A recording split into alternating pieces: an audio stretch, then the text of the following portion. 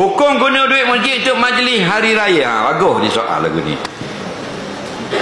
Setiap tabung kebajikan untuk masjid, apa benda kita boleh buat? Segala benda yang maslahatnya balik pada masjid boleh buat.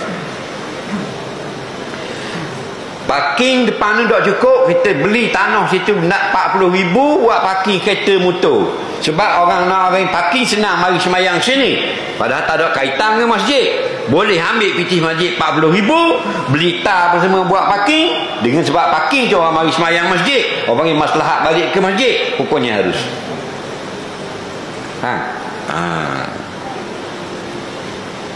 Segala-galanya kebaikannya balik pada masjid, hukumnya boleh.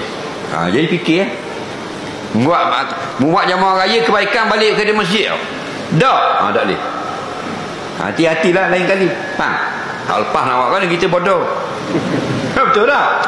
Rabbana la tu'akhidna in nasina aw akhtana. Wahai Tuhan kami, jangan balas kebodohan kami di masa lalu. Banyak salahnya kami dulu, betul tak? Banyak doktor kita dulu.